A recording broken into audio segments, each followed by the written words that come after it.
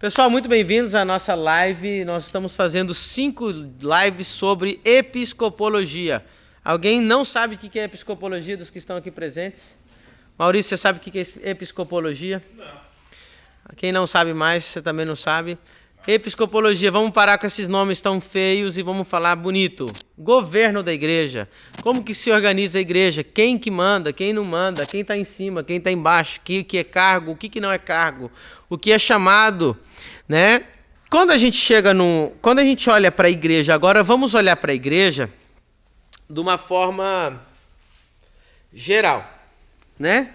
Vamos olhar a igreja do Brasil, não vamos olhar agora só a igreja local.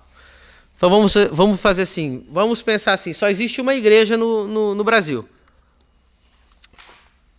A igreja de Jesus Cristo, amém? Amém. Ok. Então, ou se você olhar mundialmente, só existe uma igreja. A igreja de Jesus Cristo. Então quero que você abra em Efésios 3, quem achou Efésios 3? Amém. Versículos... Não, Efésios 2, vai lá, desculpa, 2:20. Gente, isso aqui é coisa séria demais. Vou pedir para o futuro primos. Eita, glória. Futuro presbítero. Eita! Deus! Sabe o que aconteceu com um pastor amigo meu? Ele entrou num grupo de pastores nos Estados Unidos que todos tinham essa revelação. E ele já era pastor aqui no Brasil. E chegaram lá e falaram: irmão, a gente vai te colocar no presbitério, você vai ser presbítero. Ele: vocês querem me rebaixar? Eu já sou pastor, nem não vai me rebaixar a presbítero. Aí eles explicaram, falaram: não, aí Pedro era o primeiro presbítero, ou seja, ele é o primeiro entre o presbitério da igreja, né? Vai lá, Tiago, 2:20, lê para mim, Efésios 2:20. Edificados sobre o fundamento dos apóstolos e dos profetas, sendo o próprio Cristo Jesus a principal pedra de esquina. No qual... Até aí. Amém? Amém. Irmãos, olha aqui. Dos 5 ministérios, agora olhando a igreja de forma geral. O fundamento da igreja. Se nós acabássemos com todos os ministérios e sobrasse só 2, quais são os 2 mais importantes? O apóstolo, e olha o que você vai ficar chocado agora. O segundo ministério mais importante é o profeta. Meu Deus. O menos importante é o pastor. E hoje temos igreja que só tem pastor. Jesus. Como que uma igreja dessa vai dar certo? Vocês conseguem entender? Sim. Uma igreja que só tem pastor, só reconhece pastor, só flui como pastor. Não tem mestre, não tem profeta, não tem evangelista e não tem apóstolo. Se torna o quê?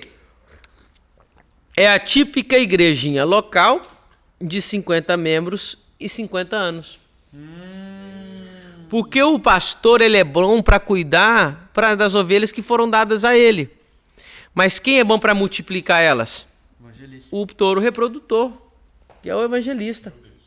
Quem que cura elas? O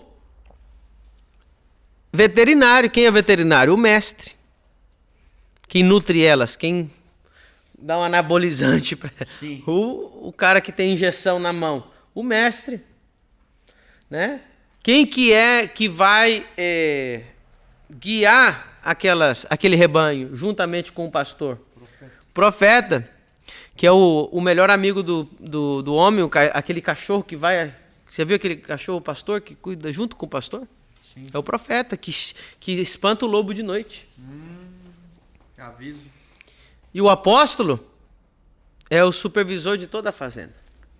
Que conhece todos os departamentos e todos que ele colocou lá. E ele já passou por todos.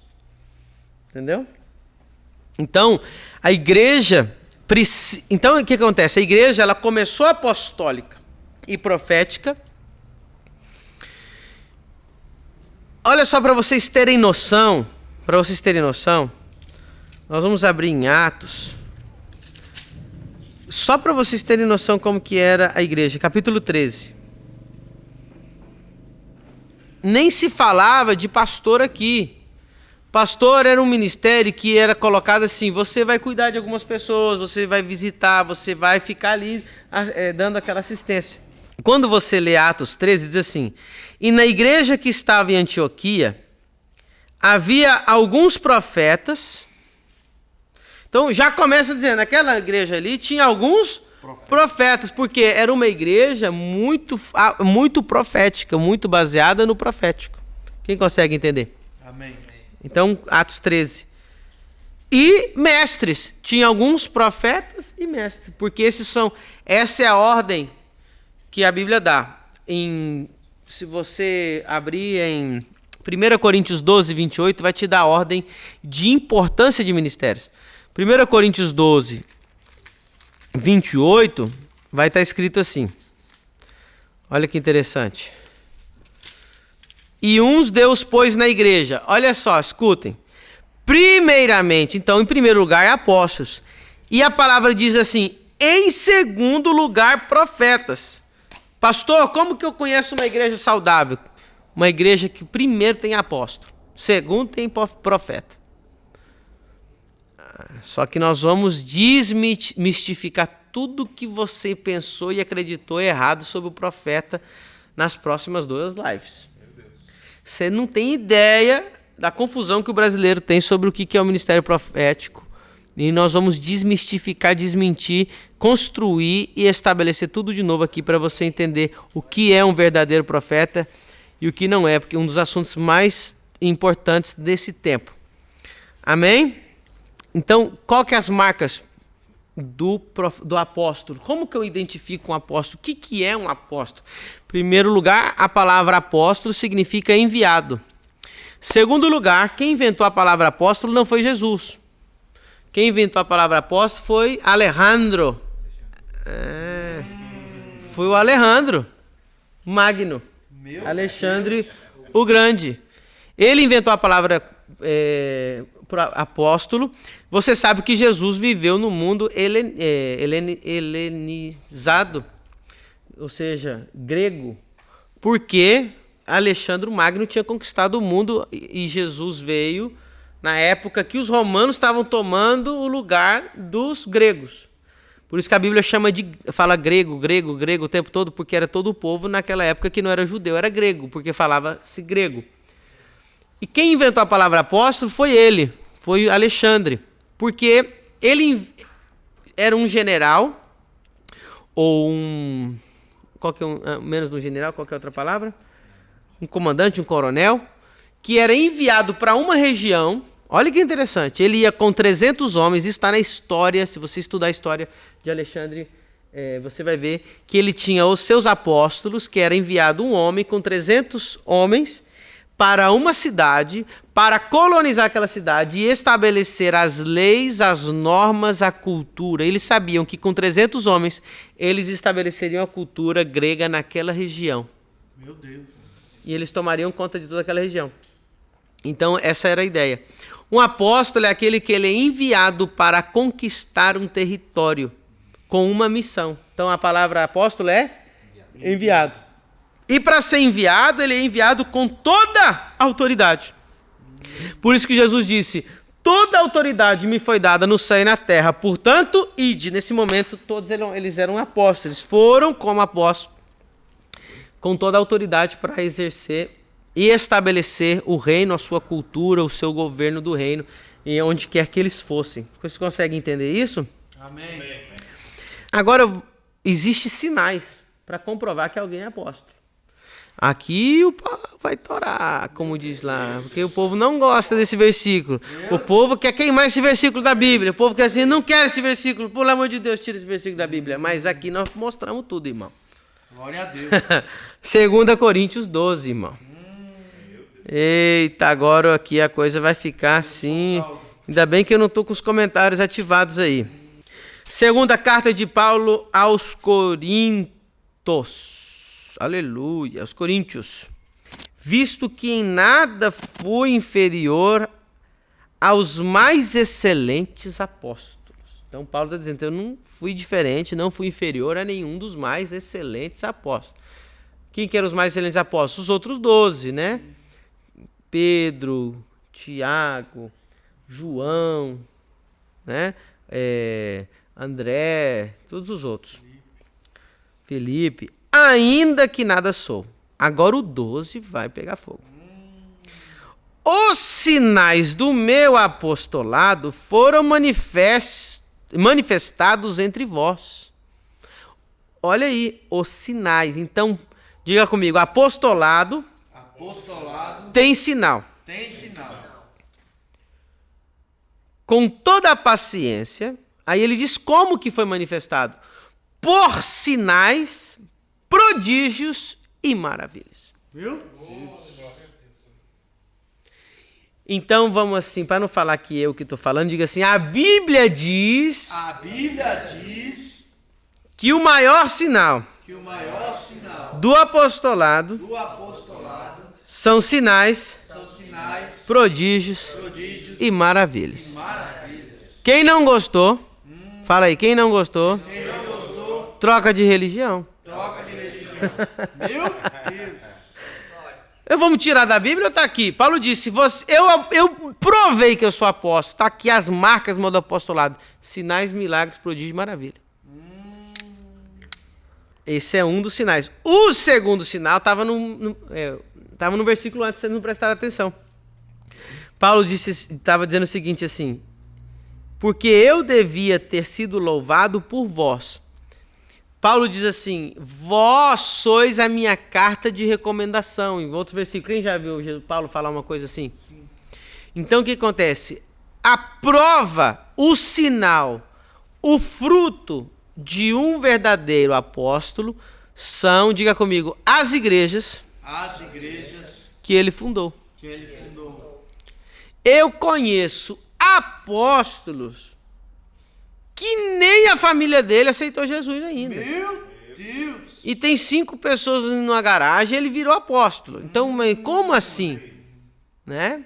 Não. A mulher não é crente. E ele congrega ali numa esquina com 5 irmãos e ele, não, eu sou apóstolo. Então, assim... está certo, está certo.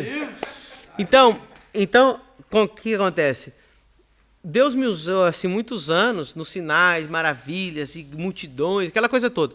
E as pessoas iam falar assim, pastor, você é um apóstolo. Eu falei, não, eu tenho uma unção apostólica, um chamado, um dia eu vou ser.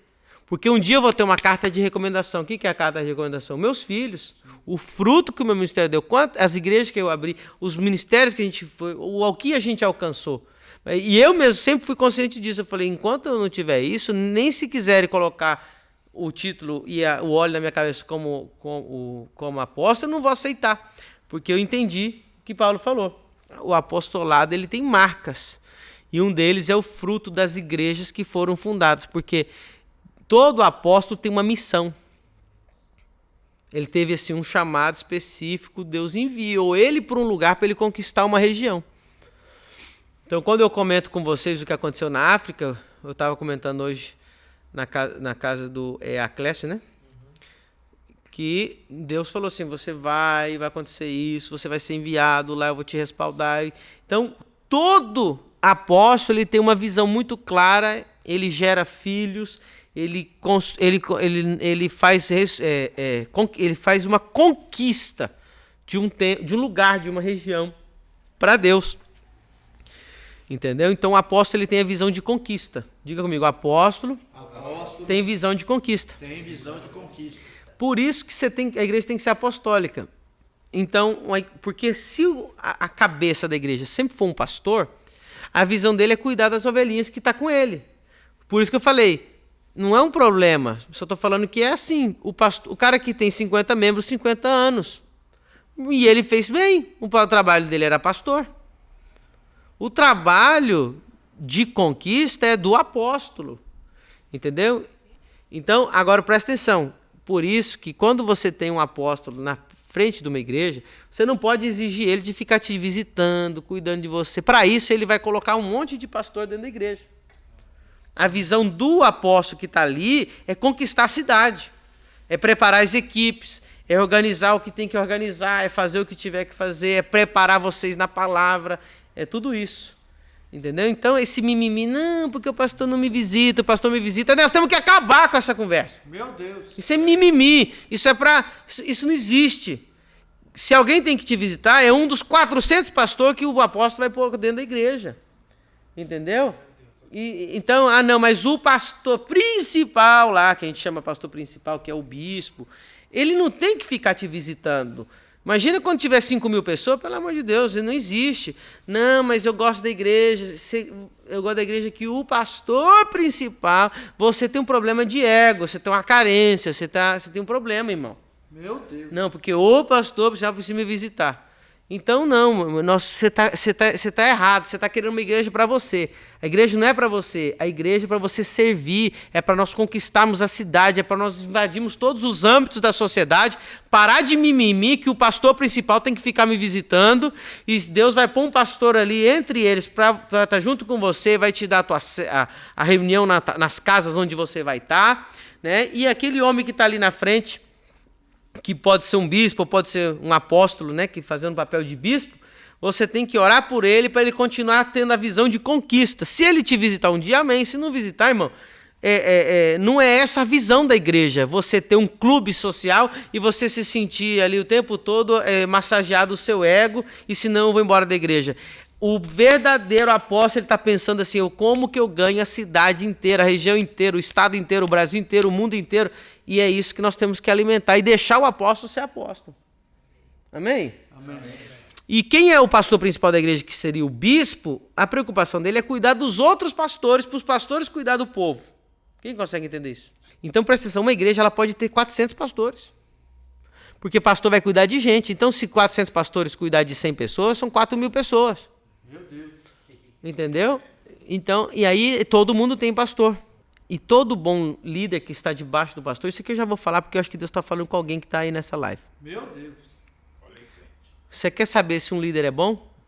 Ele nunca vai roubar o coração do povo para ele. Quem faz isso é Absalão. Todo pastor, todo líder de Deus, ele não rouba o coração do povo para ele. Ele sempre leva o povo a amar o líder que está lá, que colocou ele como líder. Porque o povo é do inferno às vezes, irmão. Fala assim, mas você que vem aqui em casa, é você que está perto de mim, o pastor está lá. E aí, então, já nem sei por que eu estou falando isso aqui. Então, o verdadeiro líder, ele vai fazer você amar a visão daquele primeiro líder que colocou ele como líder. Amém? Nós vamos terminar agora aqui a live repetindo Efésios 2:20. O que diz lá? Que a igreja está fundamentada na doutrina dos apóstolos e dos profetas. Nas próximas lives eu vou explicar o que é um apóstolo, mais um pouquinho, e vou acabar com tudo que essas ideias erradas que você tem sobre o que é o verdadeiro profeta. E a tua vida nunca mais vai ser a mesma e teu ministério vai continuar sendo abençoado. Beijo no coração, os nossos 37 minutos já foram extrapolados, mas tem muita gente boa aí. Beijo no coração de vocês.